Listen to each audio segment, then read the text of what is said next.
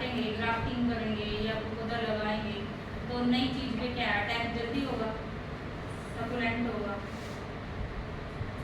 तो मेन क्या रहता है इन्वायरमेंटल फैक्टर का, ये रहता है कि उस टाइम पे क्या, जैसे अगर आप अगस्त सितंबर में लगाते हो, जुलाई में पौधा कभी लगता है क्योंकि जुलाई में बारिश ज़्यादा चलती है। अगस्त सितंबर में इसलिए लगाते हैं क्योंकि उस टाइम पे टेम्परेचर ना तो हाई है और ना ही लो है। तो पौधा जब तक, जैसे अगस्त सितंबर में आप पौधा लगाओगे, नवंबर में जाके टेम्परेचर लो होना स्टार्ट होता है, तब तक पौधा अपनी जड़ें मिट्टी में पकड़ कर लेती है उसकी। अगर पौधे ने एक बार अपनी जगह जमीन में बना ली तो मरने के चांस बहुत कम।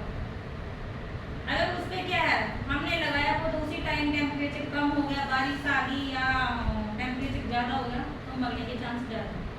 तो इसीलिए 2 सीजन सेलेक्ट करे गए हैं। जनवरी और मार्च में क्या टेम्परेचर कम रहता है, 1 महीना कम रहेगा, तब तक वो अपना जड़ें को इस्टेब्लिश कर लेगा मिट्टी में। उसके बाद हाई टेम्परेचर आएगा तो सहन कर लेगा।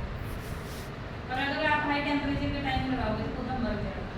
अगर यह लो टेम्परेचर या बारिश में, तो ये 3 है। और एक हो सके तो आप पौधे को लगाओ बेड पे, ना कि फ्लैट बेड पे। फ्लैट पे ना लगाओ, एक बेड पे लगाओ, ठीक है। अगर 2, 4, 5, 6 फुट कम से कम 5-6 फुट चौड़ा बेड बनाओ उसको पौधा। हाइट कितनी? हाइट आप रखो 1 फुट नहीं ज़्यादा, 1 या 2 फुट। अगर आपका पानी खड़ा होता है जमीन में तो ऊंचाई ज़्यादा रखो। अगर आपका नॉर्मल है, बारिश का पानी नहीं खड़ा होता तो 1-2 फुट काफ़ी है। ग्राफ्टिंग कभी भी कर सकते हैं यार, इसका क्या है? ग्राफ्टिंग का बिल्कुल टाइम है। जैसे चीकू है, आम है, लीची, इनको हम करते हैं अगस्त सितंबर अक्टूबर तक कर सकते हैं। अक्टूबर वैसे ज़्यादा नहीं है, अगस्त सितंबर में ही करेंगे। और जो आड़ू, आलूबुखारा, नाशपाती है, इनकी हम करते हैं दिसंबर और जनवरी। जब इनकी कटिंग होती है उसी टाइम इनके पौधे तैयार होते हैं। तो इन सब के टाइम है कि किस टाइम पे करो।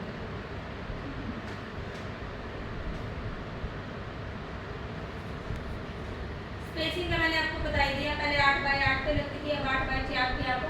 ये हो गया आपकी स्केल सिस्टम, और ये हो गया आपका रिएक्ट 3 फुट चौड़ा, 3 फुट का ही रहेगा। बेड के ऊपर भी है? हाँ, गड्ढा इतना ही बनाना। गड्ढा बनाने के बाद 3 फुट जाएगा, 3 फुट चौड़ा आपने जो गड्ढा बनाया है। मेन स्टेप यही है बाग लगाने का, क्योंकि जब नींव मजबूत होगी तभी पौधा चलेगा। यहीं से फार्मर के पौधे मरते हैं। तो वो क्या करता है, या तो सीजन में गड्ढा लगाता है, दूसरा है गड्ढा सही से नहीं बनाता।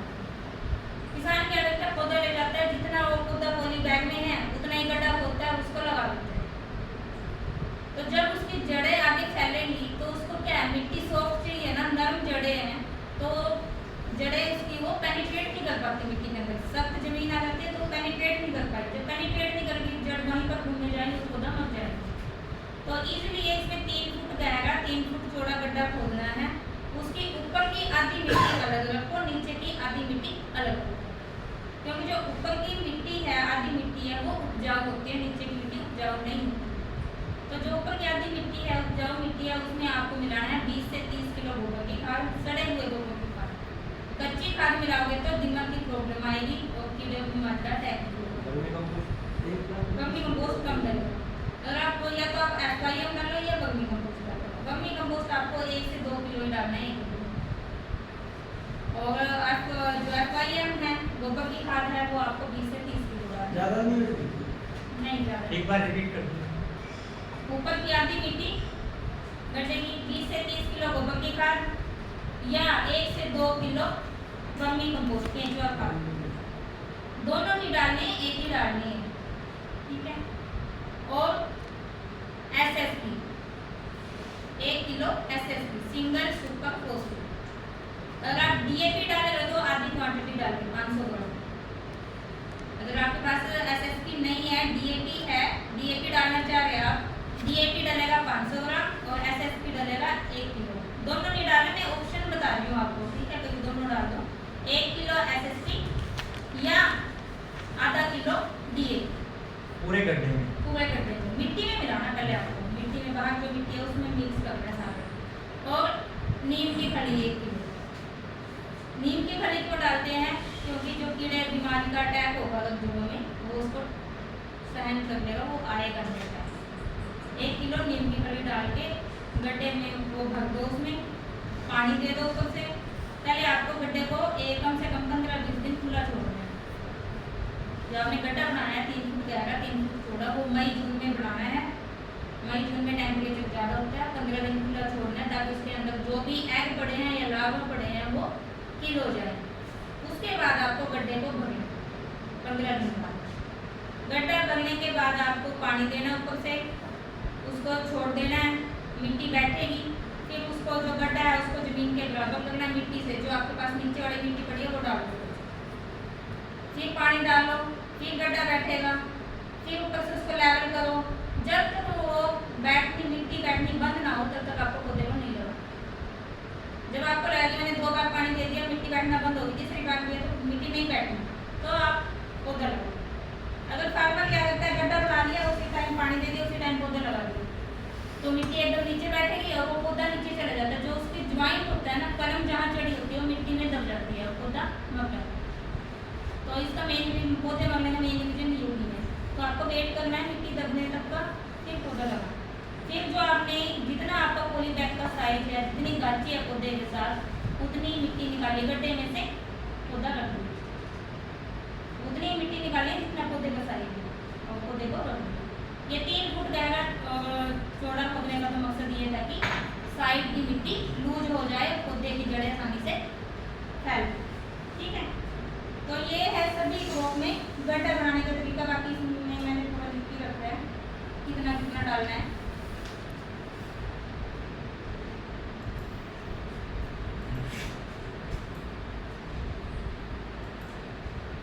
प्लांटिंग मेथड बताई दी आपको, स्केल में भी लगा सकते हो और रेक्टेंगल में भी, मतलब लाइन से लाइन, पौधे से पौधे दूरी कम ज़्यादा कर सकते हो। फिर है ट्रेनिंग, जैसे आड़ू आलू बुखारा नाशपाती में हर साल कटाई छटाई की जाती है, ऐसे चीकू में हर साल जूट करेंगे। आड़ू आलू बुखारा नाशपाती अनार और अमरूद, इनमें आप हर साल कटाई छटाई कर सकते हो। पर चीकू लीची आम में हर साल कटाई छटाई की जरूरत नहीं पड़ती। चीकू में आप जब करनी है जब या तो पौधे की हाइट ज़्यादा चली जाए, या उसमें कोई ब्रांचेस सूख गई, या किसी पे डिजीज आ गई या कीड़ा आ गया, जैसे स्टेम बोरर है, खोखला कर देता है किसी स्टेम को और फिर अगली स्टेम में चला जाता है। अगर आपको कोई एक ब्रांच में छेद लगे और वो ब्रांच सूखना स्टार्ट होगी, उस ब्रांच को निकाल दो। एक तो ये इसमें कि डिजीज और इन्फेक्टेड ब्रांच को निकाल दो या ड्राई ब्रांचेज है जो। दूसरा है कि कैनोपी मैनेज करो। अगर आपकी हाइट ज़्यादा चाहिए उसको आप एक छतरीनुमा रखो, ना कि पौधे को सीधा बढ़ाओ। फिर है कि जो आपकी ब्रांचेज क्रिस क्रॉस हैं, आपस में ऐसे एक दूसरे के क्रिस क्रॉस हैं, उनको हटाओ। चारों डायरेक्शन में आपकी 4 ब्रांचेज होनी चाहिए जो आप मेन रखोगे। जैसे बाग लगाया आपने, जब वो चला गया आपका 4 फुट 4 से भी कम 3-4 फुट, उस टाइम आपको उसको काट दो ताकि उसमें से साइडों में से ब्रांचेज मिले। तो साइडों में आपको 4 या 5 ब्रांचेज रखनी है, चारों डायरेक्शन में 4 रखो या 5, मैक्सिमम 5। अब वो इक्वल डिस्टेंस पे, यानी कि 2 ब्रांचेज बिल्कुल पास पास हैं, 2 बिल्कुल दूर दूर हैं, इक्वल डिस्टेंस पे रखो, मैनेज करो उसको। अगर आप एक साइड में 3 ब्रांच है, एक साइड में 2, तो पौधे का झुकाव एक साइड होगा, गिरेगा पौधा, मरने के भी चांस है और आंधी में गिरने के चांस है। तो आपको स्टार्टिंग से ही पौधे को मैनेज करना है जब आपका पौधा 2-3 साल पे है, क्योंकि इसमें जब तक 6 साल तक फ्रूट नहीं आएगा, 6 साल तक आपको पौधे की सेब को ही मैनेज करो, उसके बाद तो उस पर फ्रूट आएगा। तो सेब को हमेशा ऐसे रखो कि आपकी सेब एकदम छतरीनुमा हो, तभी फ्रूट अच्छा है। उसमें स्टार्टिंग में निकाल दोगे तो बाद में दिक्कत नहीं आएगी। जैसे हमारे यहाँ बाग ओल्ड हैं, बहुत पुराने हैं, 1980 के 1976 कैसे हैं, लीची का भी, चीकू का और आम।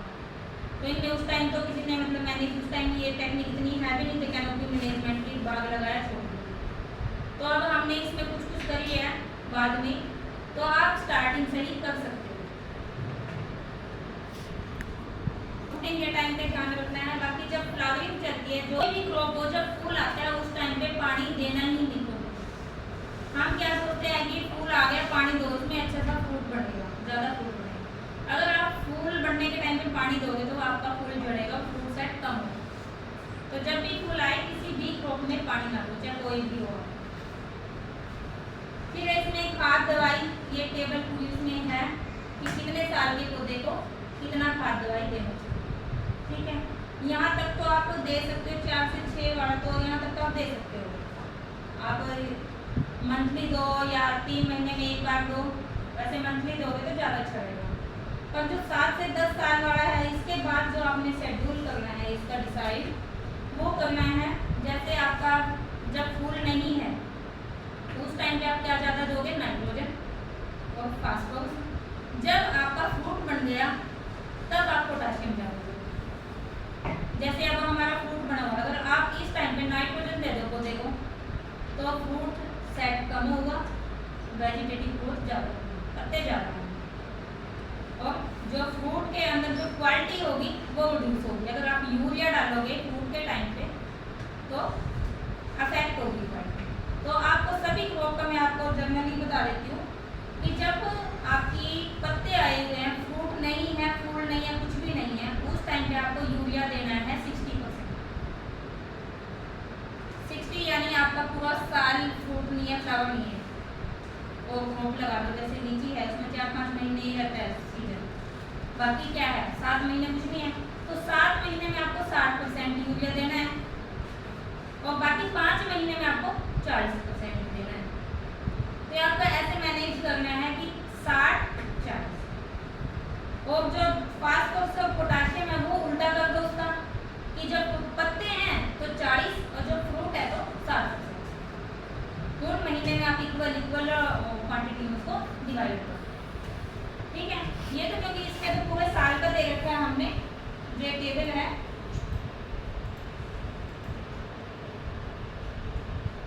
ये टेबल में तो पूरे साल का दे रखा है, इसमें ऐसा कुछ नहीं बता रखा है कि किस टाइम पे कितना देना।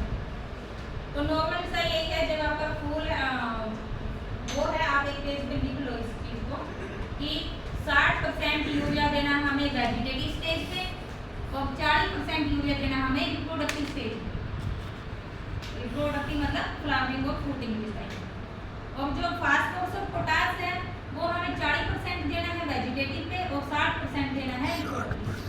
सभी क्रॉप का आपको पता ही है सीजन कि इस टाइम पे हमारा फ्रूट आता है, इतने महीने फ्रूट रहेगा, ये 60% देनी है, इतने महीने में इसको डिवाइड कर लो।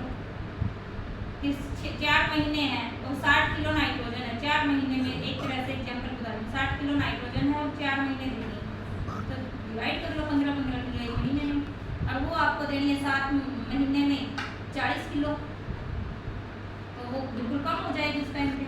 तो ये आपको ध्यान रखना है हमेशा, कोई भी चीज़ है तो ये इन चीज़ों का क्वालिटी पे बहुत ज़्यादा इफेक्ट आता है। दूसरा, इसके अलावा ये तो है हमारे मेन खाद, जो मेन खाद है जो ज़्यादातर सभी क्रॉप में इसकी रिक्वायरमेंट है, ये है हमारे प्राइमरी फर्टिलाइजर NPK। ये सभी में जरूरत है, हमारी सॉइल में कम है तो इसकी सभी को जरूरत है। जो दूसरे चीज की तरफ हम ध्यान एक बार स्प्रे करना, यानी फ्रूटिंग टाइम में आप अगर 3 स्प्रे कर दोगे उसके तो आपका फ्रूट का साइज भी बड़ा होगा और क्वालिटी भी इंक्रीज होगी। माइक्रो न्यूट्रिएंट मिक्सर यहाँ पे कौन सा करते हैं मल्टीप्लेक्स? जर्नल लिक्विड, हाँ मल्टीप्लेक्स, जर्नल लिक्विड के नाम से आता है मल्टीप्लेक्स का। बस वो एक ही हाँ वही करते हैं 3 स्प्रे 3 बार 15 या 20 दिन के इंटरवल। उसमें सारे माइक्रोन्यूट्रिएंट है। हाँ 5-6 है उसमें, सारे नहीं 5-6 है। साइड इफेक्ट तो नहीं होते इसके? इसका कोई साइड इफेक्ट नहीं है, कोई साइड इफेक्ट। सभी क्रॉप में और इसकी मात्रा रहेगी जो वो है 3 ml 1 लीटर पानी में मिला के डालें। 3 ml 1 लीटर पानी। जैसे चीकू है, अभी फ्रूट बना हुआ है, उसमें स्प्रे करवा दो एक, फिर 20 दिन बाद करवा लो एक, फिर 20 दिन बाद करवा लो, तो उसमें उसका बहुत ही अच्छा रिजल्ट है। हम तो खुद करवाते हैं, हम जब पहले नहीं करवाते थे यहाँ कोई, जब से हमारे तो हमने स्टार्ट किया तो उसका अच्छा रिजल्ट जब से घास उसको मारते हैं उसके लगाते हैं। पौधे पे तो हम गिरने नहीं देते क्योंकि उसके ऊपर वो लगा पौधे के पे नहीं, ये सिस्टेमिक हर्बिसाइड है, कांटेक्ट नहीं है। एक मीरा कतर करते हैं और एक ये राउंड अप करते हैं। ये जैसे घास को कंट्रोल करना घास तो आप देखो, जैसे आप जो नेड़ होती है इसमें खेतों में, धान और इसमें गेहूं में, उसमें करते हो, उसमें आप किस पे करते हो, डोर पे करते हो, जो रास्ता होता है उसी पे करते हो, तो उसमें क्यों इफेक्ट करती है, क्योंकि उसकी जड़ें वहां तक नहीं है, गेहूं की और धान की जड़ें वहां तक नहीं है, वो उनकी जड़ें